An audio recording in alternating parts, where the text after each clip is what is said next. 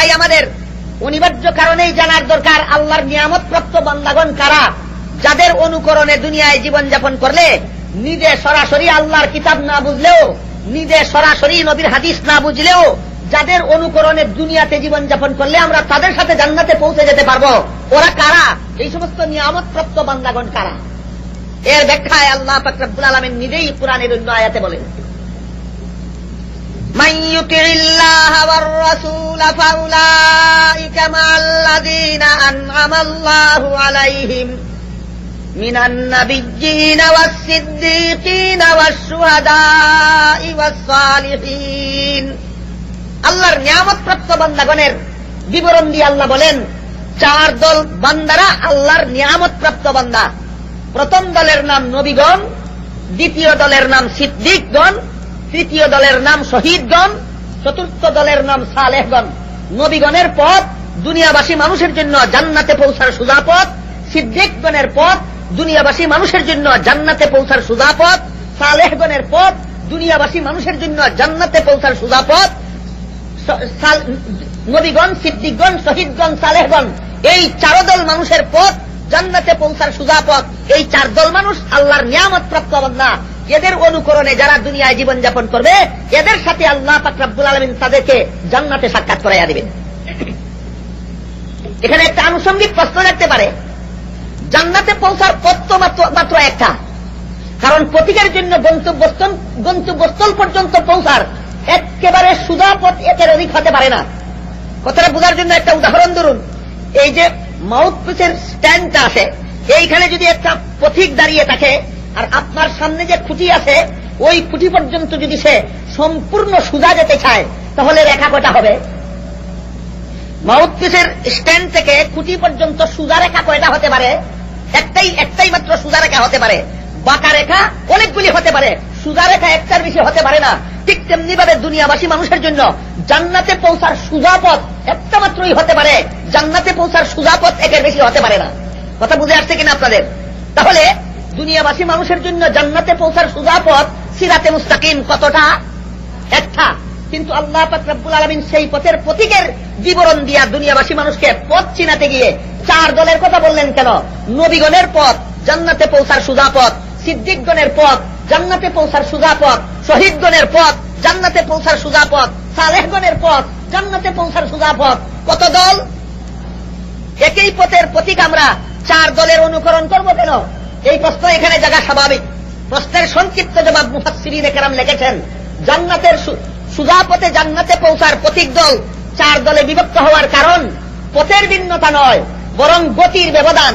সবচেয়ে দ্রুত গতিতে জান্নাতে পৌঁছনেওয়ালা দল হইলেন নবীগণের দল, তার চেয়ে কম গতিতে জান্নাতে পৌঁছনেওয়ালা দল হইলেন সিদ্দিকগণের দল, তার চেয়ে কম গতিতে জান্নাতে পৌঁছনেওয়ালা দল হইলেন শহীদগণের দল, তার চেয়ে কম গতিতে জান্নাতে পৌঁছনেওয়ালা দল হইলেন সালেহগণের দল। সুতরাং জান্নাতে পৌঁছার মতো অনুকরণীয় চার দল পথের ভিন্নতার কারণে দল চারটা হইল, না গতির ব্যবধানের কারণে দল চারটা হইল?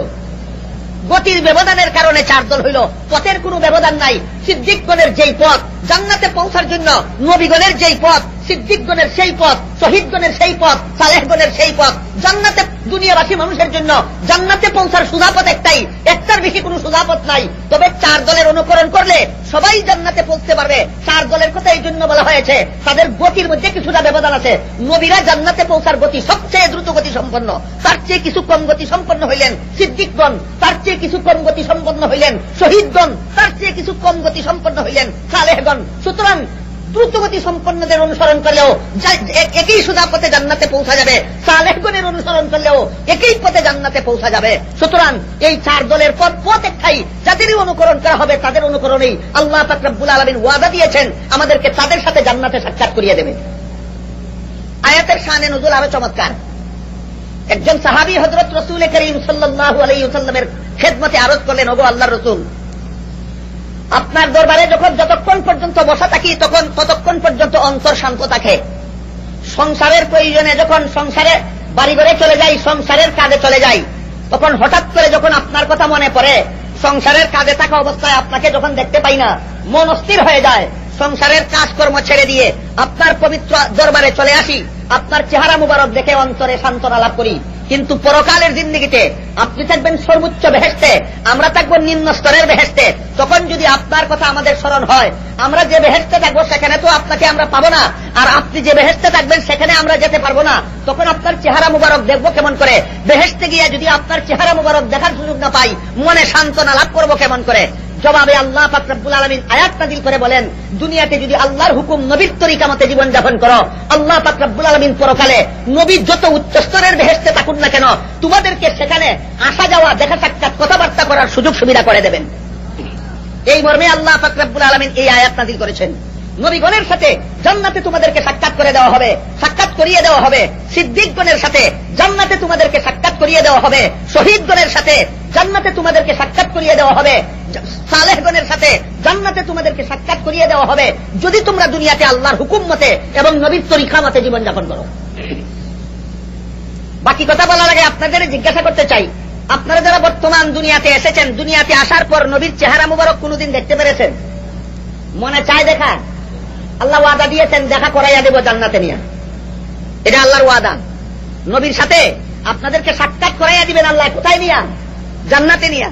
কিন্তু নবীর সাথে জান্নাতে গিয়া সাক্ষাৎ, নবীর সাক্ষাৎ পাইতে হইলে পূর্ব শর্তটা হইল আল্লাহর হুকুম পালন করতে হবে নবীর তরিকা মতে। আল্লাহর হুকুম পালন করতে হবে দুনিয়ায় কোন মতে? নবীর তরিকা মতে, না মন গড়া মতে? মন গড়া মতে ধর্মের কাজ করলে, মন গড়া মতে সোয়াবের কাজ করলে বেদাত হয়। এই আলোচনা সামনে আসতেছে ইনশাআল্লাহ। এখন শুধু এতটুকু স্মরণ রাখেন, আল্লাহ আমাদের ওয়াদা দিয়েছেন নবীর সাথে সাক্ষাৎ করিয়ে দিবেন জান্নাতে নিয়ে। যদি আমরা দুনিয়াতে আল্লাহর হুকুম পালন করি, নবীর তরিকা মতে যদি জীবন যাপন করি, তাহলে জান্নাত, দুনিয়াতে এসে যারা নবীকে পাই নাই, জান্নাতে গিয়ে ইনশাআল্লাহ নবীকে পাবো, যদি নবীর তরিকা অনুসরণ করে দুনিয়াতে জীবন যাপন করি। নবীর তরিকা অনুসরণ করা ছাড়া দুনিয়াতে যেমন নবীকে পাওয়া যায় নাই, পরে কালেও নবীকে পাওয়া যাবে না। নবীর সাক্ষাৎ দুনিয়াতেও ঘটে নাই, আখিরাতেও নবীর সাক্ষাৎ ঘটবে না। যাদের জীবন যাপনে নবীর তরিকা অনুষ্ঠিত নয়, তাদের নবীর সাক্ষাৎ পরকালেও ঘটবে না। নবীর সাক্ষাৎ ওই সমস্ত উম্মতের ঘটবে পরকালে যারা নবীর তরিকা মতে দুনিয়ায় জীবন যাপন করবে।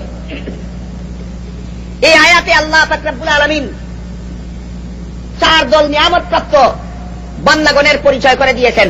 নবীগণের দল আল্লাহর নিয়ামত প্রাপ্ত দল, সিদ্দিকগণের দল আল্লাহর নিয়ামত প্রাপ্ত দল, শহীদগণের দল আল্লাহর নিয়ামত প্রাপ্ত দল, সালেহগণের দল আল্লাহর নিয়ামত প্রাপ্ত দল। তোমরা যদি তারা যে পথে জীবন যাপন করেছেন সেই পথে যদি তোমরা জীবন যাপন করো, আল্লাহ পাক রব্বুল আলামিন তাদের সাথে তোমাদেরকে জান্নাতে নিয়ে সাক্ষাৎ করিয়ে দেবে।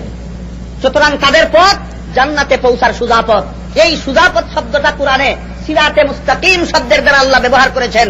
আর এই সিরাতে মুস্তাকিমের যে বাংলা অর্থ সুজা পথ, এর মানে হইল দুনিয়াবাসী মানুষগুলির জন্য জান্নাতে পৌঁছার সুজা পথ।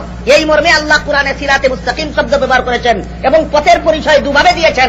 একটা পথের বিবরণ দিয়া পথের পরিচয়, আর একটা প্রতীকের বিবরণ দিয়া পথের পরিচয়। সর্বপ্রথম সূরাতুল ফাতিহার মধ্যে আল্লাহ সিরাতে মুস্তাকিম শব্দটা যখন ব্যবহার করেছেন, সেখানে পথের বিবরণ দিয়া পথের পরিচয় দিয়েছেন, না প্রতীকের বিবরণ দিয়া পথের পরিচয় দিয়েছেন? প্রতীকের বিবরণ দিয়া পথের পরিচয় দিয়েছেন। এইভাবে পথ চিনাটা সর্বস্তরের লোকের জন্য সহজ, আর পথের বিবরণের মাধ্যমে জান্নাতের পথ চিনে চলা যে সর্বস্তরের লোকের জন্য সহজ নয়, একমাত্র উলামায়ে কেরামের জন্য সহজ, একমাত্র মুহাদ্দিসিন মুফাসসিরিন তাদের জন্য আল্লাহর কুরআনের বিবরণ জানিয়া বুঝিয়া শুনিয়া সেই পথে অনুসরণ করিয়া চলা শুধুমাত্র হক্কানি উলামায়ে কেরাম, শুধুমাত্র বিজ্ঞ আলেমগণ, শুধুমাত্র পারদর্শী আলেমগণের পক্ষে কুরআনের বিবরণ থেকে জান্নাতের পথের পরিচয় লাভ করা শুধুমাত্র আলেমগণের পক্ষে সম্ভব, জনসাধারণের পক্ষে সম্ভব নয়। জনসাধারণের পক্ষে সরাসরি কুরআন থেকে জান্নাতের পথ চিনা সম্ভব নয়। জনসাধারণকে জান্নাতে পৌঁছতে হইলে নবীগণ যে পথে জীবন যাপন করেছেন সেই পথেই জীবন যাপন করতে হবে। সিদ্দিকগণ যেই পথে জীবন যাপন করেছেন সেই পথেই জীবন যাপন করতে হবে। শহীদগণ যেই পথে জীবন যাপন করেছেন সেই পথেই জীবন যাপন করতে হবে। হক্কানি উলামায়ে কেরাম যেই পথ অনুসরণ করে চলছেন তাদের পিছু পিছুই চলতে হবে জনসাধারণকে জান্নাতে পৌঁছতে হইলে। এই জন্য আল্লাহ পাক রব্বুল আলামিন কুরআনের সর্বপ্রথম যে আয়াতে সিরাতে মুস্তাকিম শব্দ ব্যবহার করেছেন, সেখানে পথের বিবরণ দিয়ে পথের পরিচয় না দিয়ে প্রতীকের বিবরণ দিয়ে পথের পরিচয় দিয়েছেন।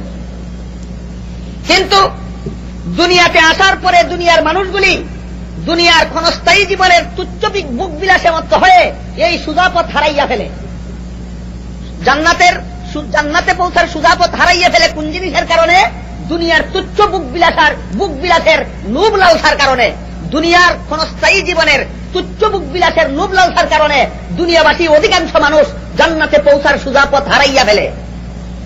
দুনিয়ার তুচ্ছ বুক বিলাসে যারা মত্ত, যারা জান্নাতের পথ হারাইয়া ফেলছে, তারা কেন জান্নাতের পথের প্রতিজ্ঞানের সাথে কেন শত্রুতামি করে, কিভাবে শত্রুতামি করে, তার বিবরণ আমি গত 2 দিন আপনাদের সামনে পেশ করেছি। 2 কারণে তারা জান্নাতের পথের প্রতীকদের বিরুদ্ধে শত্রুতামি করে। একটা কারণ হইল একদল মানুষ জান্নাতের পথে চলার কারণে, যদিও তাদের সংখ্যা অনেক কম, কিন্তু এরা ভালো পথে চলার কারণে ওরা যে খারাপ পথে চলে, এদের পথটা যে খারাপ এটা পরিচিত হইয়া যায়, যে খারাপ বলে চিহ্নিত হইয়া যায়, এই কারণে এরা জান্নাতের পথের প্রতিজ্ঞানের শত্রু হইয়া যায়। 2 নম্বর কারণ, জান্নাতের পথে যারা চলেন এরা শুধু নিজেরাই চলেন না, যারা পরকালের আশা ভরসা বিসর্জন দিয়া দুনিয়ার তুচ্ছ বুক বিলাসের লালসায় জাহান্নামের পথে চলে, এদেরকে ওই ভুল পথ ছেড়ে দিয়ে জান্নাতের সুধা পথে আসার জন্য তারা আহ্বান জানান। এই কারণেও দুনিয়াদারেরা এই পরকালমুখী মানুষদের শত্রুতামি করে। শত্রুতামি করার বিভিন্ন পথ, বিভিন্ন পদ্ধতি গত 2 দিন আমি আপনাদের সাথে পেশ করেছি।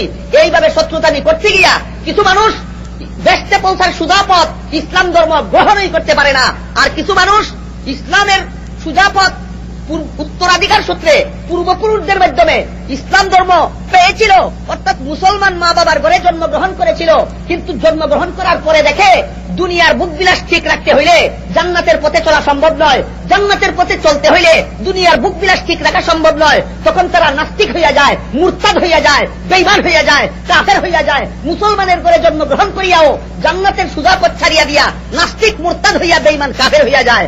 এর নজির বাংলাদেশে আছে কিনা নাই? একদল আজীবন কাফের থাকে, ইসলামের সুজা পথে আসতে পারে না, দুনিয়ার তুচ্ছ বুক বিলাসের লালসায়। আরেক দল মুসলমানের ঘরে জন্মগ্রহণ করা সত্ত্বেও দুনিয়ার তুচ্ছ বুক বিলাসের লালসায় এরা ইসলামের পথে থাকতে পারে না, জান্নাতে পৌঁছার সুজা পথে থাকতে পারে না। ইসলাম ধর্ম ত্যাগ করে তারা মুরতাদ হইয়া যায়, নাস্তিক বেঈমান হইয়া যায়। যে সমস্ত লোকেরা আগে মুসলমান ছিল, পরে ইসলাম ধর্ম ত্যাগ করে, এদেরকে কুরআনের পরিভাষায় মুরতাদ বলা হয়। হাদিস শরীফে রাসূল করিম সাল্লাল্লাহু আলাইহি ওয়াসাল্লাম বলেছেন, মুরতাদের শাস্তি প্রাণদণ্ড। মুরতাদের শাস্তি প্রাণদণ্ড। যারা আগে মুসলমান ছিল, পরে মুরতাদ হইয়া গেছে, নাস্তিক হইয়া গেছে, বেঈমান হইয়া গেছে, এদের শাস্তি প্রাণদণ্ড। আল্লাহ রাসূল বলেন, মান বাদদালা দীনাহু ফাকতুলুহু, যে ব্যক্তি তার দ্বীনে ইসলাম বর্জন করলো তাকে তোমরা হত্যা করো। সুতরাং সরাসরি হাদিস শরীফে আল্লাহ রাসূল মুরতাদদের শাস্তি হত্যা, মুরতাদদের শাস্তি প্রাণদণ্ড বলে দিয়েছেন।